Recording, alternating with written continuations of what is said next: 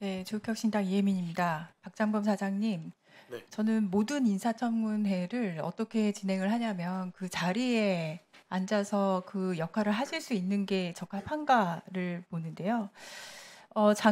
지난번 인사청문회를 복기를 해보면 박장범 사장의 경우에는 많은 분들이 놀라워했었어요. 당시에 윤석열 씨 술친구 박민 사장 제끼고 사장 후보로 선택이 됐다. 그럼 그 이유는 파우치 발언으로 인한 김건희 씨의 어떤 영향이 아니었을까? 이런 이야기를 좀 많이 했었습니다. 뭐 저는 그럼에도 불구하고 뭐 능력이 되면 일을 할 수 있다고 생각을 합니다. 지금까지 일은 잘 하셨다고 자평하십니까?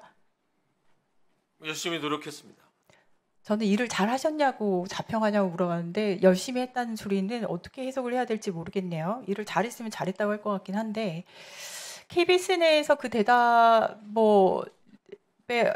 다들 내부 직원이 어떻게 생각하실지 모르겠어요. 인사청문회 할 때 95% 내부 구성원들이 박장범 후보 그만두세요라고 반대 성명을 냈던 게 기억이 나거든요. 인사청문회 때도 다뤘던 내용 어떻게 되는지 조금 봅시다. 박민 사장 때 2배로 뻥튀기 됐던 감사실 아마 기억을 하실 거예요. 그죠? 모르시는 분들을 위해서요. 박민 전 사장이 감사실입니다. 감사실에 본인이 원하는 사람을 내리 꽂아요. 내리 꽂으면서 일이 시작이 됩니다. 박장범 사장님, 이것은 직무규정 위반입니까? 아닙니까? 직원의 인사는 사장한테 감사실. 네, 기본적으로 인사는 그거는 사장한테 있지만 감사실요. 네. 감사실의 경우 감사와 협의하여 진행하는 것이 협의요. 네. 슬라이드 좀 보시죠. 슬라이드 보여주세요. 네, 여기 보면 감사부서 직원의 보직 및 전보는 감사의 요청에 의합니다. 상당한 독립성을 보장을 하고 있는 거예요. 다시 물을게요. 박민 전 사장의 행동은 직무규정 위반입니까? 아닙니까? 이거 보고 대답을 하세요. 지금까지 이 감사실 인사의 경우 감사와 사장이 협의하여 질문이 좀 어려우세요? 진행된 아니, 걸로 알고 저 보시잖아요. 자, 그 다음을 말씀을 드릴게요. 아시겠지만 박민 사장이 내리꽂고 있던 사람을 내쫓습니다. 그런데 지금 보신 직무에 관련돼서 이거 위반이라서 법원에서 효력정지 결정을 내립니다. 보시다시피 효력정지 사유가 뭐냐면 직무 규정에 반하여 감사의 요청 없이 이루어진 것으로 중대한 절차적 하자가 있다. 그래서 다시 돌아오세요. 이분들이. 다시 물을게요. 박장범 사장님. 박민 전 사장의 행동은 직무 규정 위반입니까? 아닙니까? 지금 띄워놓으신 것은 다른 판결인 것 같고요. 네. 법원의 가처분 인용 결정에 의해서 제가 취임하기 전에 2명의 보직자가 함께 동시에 존재하는 상황이 벌어졌습니다. 자, 지금 말씀하셨듯이 감사실에 2배 인원이 근무를 하고 있어요. 그러면은 그렇게 해서 추가로 나가는 돈이 지금 얼마나 됩니까? 지금까지? 지금은 이미 해소가 됐고요. 이미 해소가 됐다는 게 어떤 의미죠? 제가 취임하기 전에 그런 일이 벌어져서 제가 취임했을 때는 2명이 근무하는 보직이 있었습니다. 네. 그런데 이제 박찬욱 감사 임기가 지금 만료되고 2024년 결산 보고예요. 네. 예, 그 이전에 얼만큼 더 추가로 나갔습니까? 신규 감사가 선임이 돼서 이제 인사를 제가 해서 지금 시간이 제약이 있어서요. 저는 바로바로 답이 나왔으면 좋겠는데 사실 KBS는요. 이번에 결산 보고를 하면서 자료 요청을 해도 답이 없어요. 대협력국장 누구세요? 나와 계세요? 자료 요청을 해도 주지를 않아서요. 이렇게 자꾸 하시면 국감에서도 돌아오는 국감에서 실시간으로 사장님이 지적을 받게 됩니다. 자료 요청하게 되면은 제대로 좀 주시면 좋을 것 같고요. 그리고 게다가 이거 관련된 소송에서 그 소송비를 KBS가 담당을 하게 됩니다. 그래서 저는 그럼 KBS는 돈이 넘치나? 다음 슬라이드요. KBS 지금 재정 상황 한번 봅시다. 제가 인사청문회에서 그때 경영 상황하고 같이 엮어서 얘기를 했었습니다. 다시 돌아와서 이 감사실 문제 제대로 바로잡지 않으면 사장 해임 사유가 된다. 사태를 조속히 수습하시라고 했는데 그때 뭐라고 대답을 하셨냐면은 감사실은 인사의 독립성이 어느 정도 존중되는 곳이기 때문에라고 하셨어요. 감사실의 독립성은 인사의 독립성인데 지금 인사의 독립성은 철저히 망가지고 있습니다. 또 하나가 더 있습니다. 박장훈 감사님. 마이크를 좀 주시고요. 최근에 박장범 사장에 대한 특별감사, 감사님께서 진행을 하십니까? 네. 지금 어떻게 진행이 되고 있습니까? 저희들이 감사를 해가지고요. 어저께 그 감사 결과를 가지고 내부적으로 지금 조직적으로 방해가 있어가지고요. 더 이상 진행하는 게 의미가 없다 생각을 해가지고. 내부적 조직적 방해는 사장이 본인에 대한 감사를, 특별감사를 본인이 임명한 사람한테 줘서 그런가요? 일단 그 문제도 있고요. 네. 저희들이 질의서를 보냈는데 거기에 대해 가지고 전혀 답변도 없었고. 주로 답변이 없군요. 네. 그렇게 불통을 하시면은 도대체 언론은 어떻게 지금 방송국을 운영을 하시는 걸까요? 다음 페이지요. 방송법 제50조 제1항은 감사를 사장과 동등한 집행기관으로 규정을 합니다. KBS 감사 직무규정 제4조 9조 감사의 권한과 인사 요청권을 보장을 하고 있고요. 박장범 사장은 지금 KBS 창립 이래 초유의 감사 무력화를 시도를 하고 있어요. 본인이 어떻게 생각할지 모르겠는데 이렇게 하시면 국감까지 이 이슈 꼭 계속 갈 것 같습니다. 이거 정리를 했으면 좋겠고요. 그리고 제가 지금 시간이 좀 남아서 궁금한 게 있는데 김건희 씨가 뇌물 받은 거 보니까 쪼매한 파우치 맞는 것 같아요. 아까 말씀도 나왔는데 목걸이 등등 뭐가 많더라고요. 그래서 지금 만약에 지금 윤석열 씨 그때로 돌아가서 목걸이를 보고 윤석열 씨 대답을 했다면 그 목걸이는 어떻게 표현을 하시려고 했어요? 지금에서는 뭐 수사가 진행되기 때문에 저런 사실이 밝혀졌지만 제가 왜 이 질문을 드리냐면 그때 파우치 발언이 용산의 가이드라인이냐 본인의 생각이냐라고 질문을 했었습니다. 예, 더 드리세요.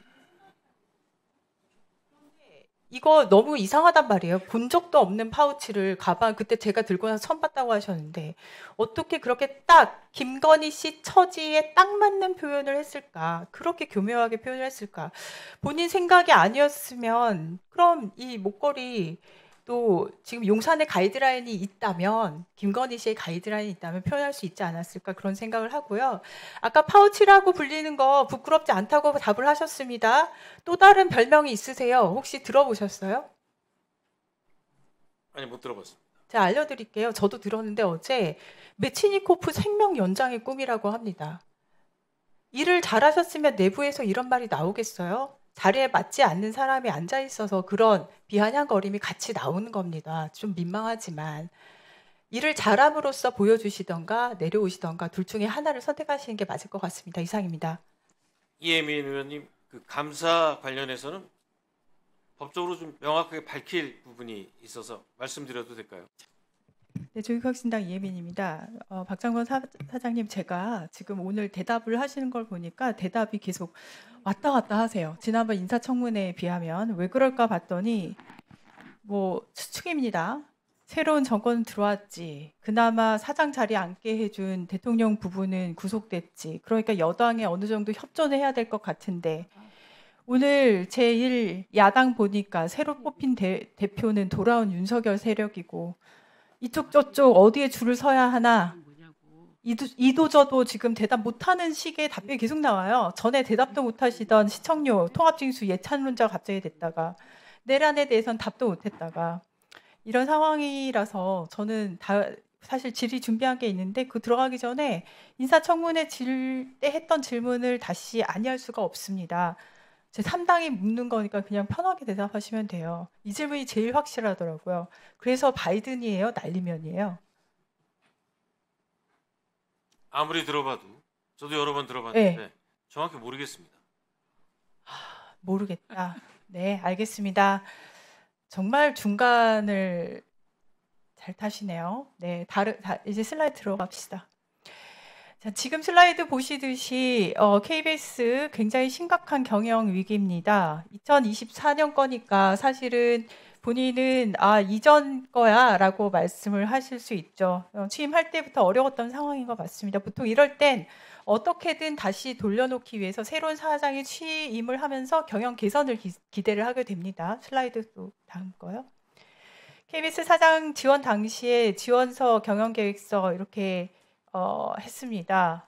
네, 10대 핵심 전략을 제시하고자 합니다. 그래서 다음 페이지요. 10대 핵심 전략 한번 보도록 하겠습니다. 이 중에서 10개 혹시 기억을 하시겠죠? 이 중에서 이것만큼은 내가 실행했다, 새롭게 변화시켰다, 자신 있게 얘기할 수 있다. 3개만 꼽아 주십시오. 번호로 뽑으십시오. 네, 7번 AI가 제일 제가 주력하고 있는 분야고요. 6번 디지털 미디어도 연관이 됩니다. 미디어. 네. 그리고 3번은 늘 저희가 해야 하는 재난방송. 재난방송 체계 고도화를 하겠다고 했는데 보도를 찾아봤더니 이런 시청자 청원 올라왔어요. KBS 지방은 불타는데 생생정보 6시 내 고향 시청자 청원. 체계 고도화 했는데 왜 이런 일이 있었나 모르겠는데 그리고 제가 재난 포털 사이트를 좀 들여다봤거든요. 지금 혹시 사용률이 얼마나 되는지 아세요? 사용률 평균은 모릅니다.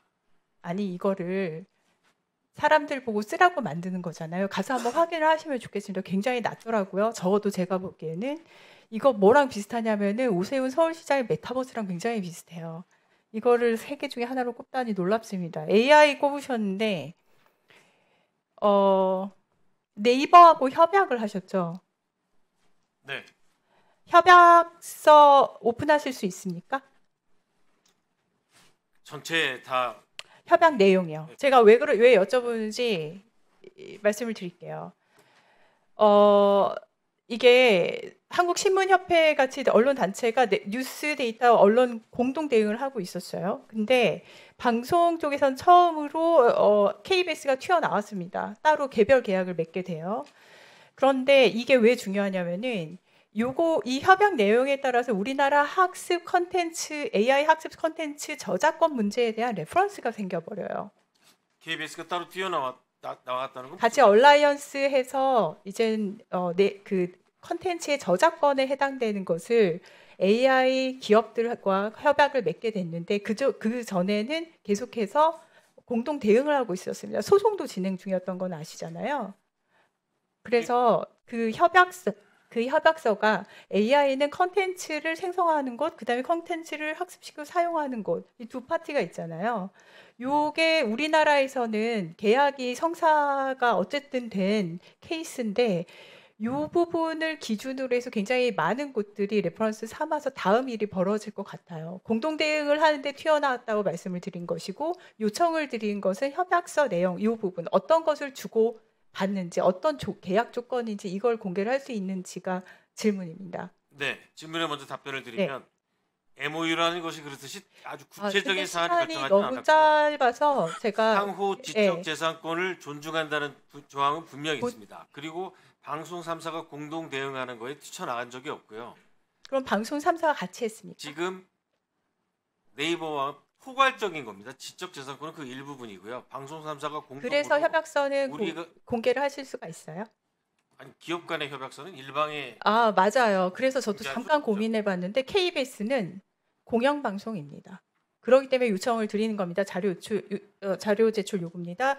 그리고 지금 앉아 계시는 두 분이 지금 AI를 붙이면 뭔가 되게 팬시해 보이지만은 어떤 느낌이 드냐면 이 AI 전환 시대에 새로운 방송에 나아갈 길, 방향성 잡아가야 되는데 좀 한심합니다. 두 분 이렇게 투샷이. 새로운 이재명 정부에서는 어쩌면 사라져야 될 그림인 것 같아요. 지금 이 상황을 보고 계시는 국민들께서 어떻게 판단하실지 모르겠지만은 우리나라 방송계의 미래를 위해서라도 두 분은 좀 거취를 결정을 하시는 게 좋을 것 같습니다. 이상입니다.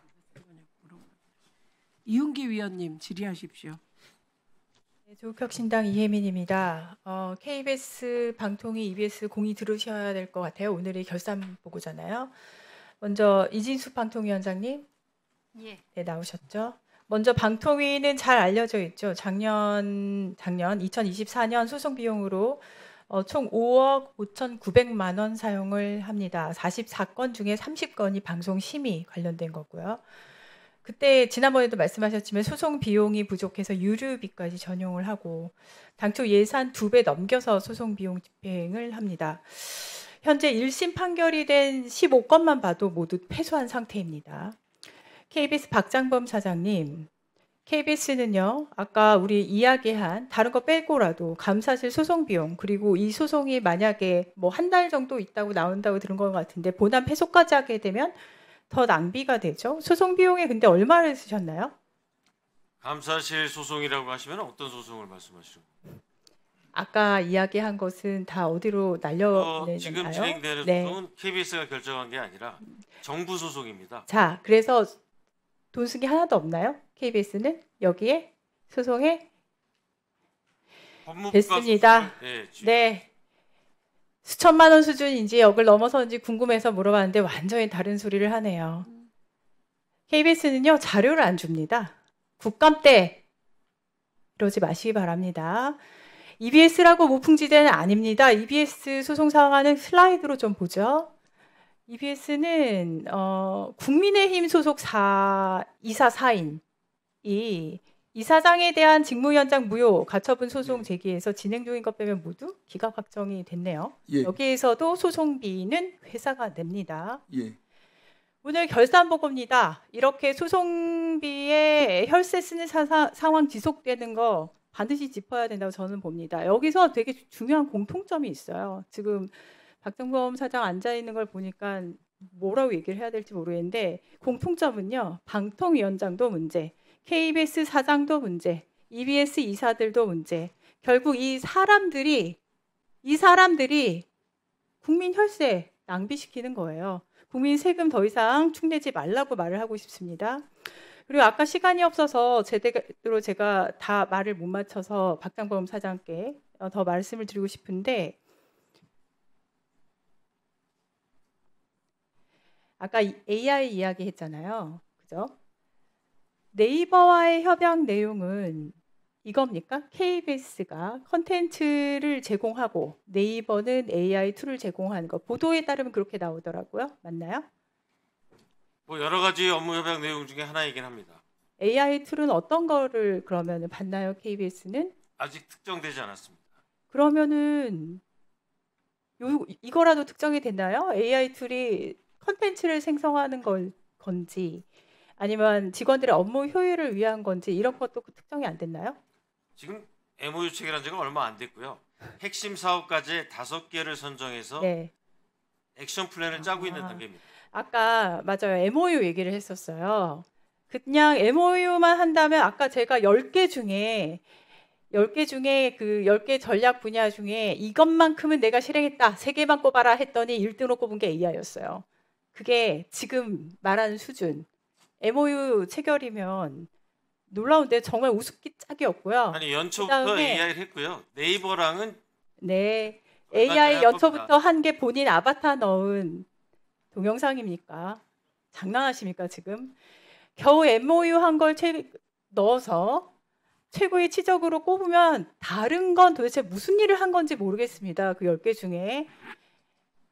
그리고 보도자료에 따르면 그때 협약할 때도 네이버가 당황할 수준으로 서둘러서 급히 일을 처리했다던데 본인 치적 만들기 위해서 아무것도 아닌 걸 그렇게 요란하게 했네요. 그걸 또 치적으로 얘기하는 박장범 사장 참으로 비루하고요. 비루하기 짝이 없는 상황인데 지금 오늘 상임위에서 하는 거 보니까 옆에 있는 이준숙 위원장한테 과외받은 건지는 모르겠는데 세금 내는 국민을 기망하는 그런 자세라는 것 알려드립니다. 이후에 의원들이 질문을 할 때 좀 더 성실한 자세로 답을 해주셨으면 좋겠고 가능하면은 의원들이 질문하는 것에 딱 맞춰서만 답을 해주시면 좋겠습니다. 저는 이상입니다.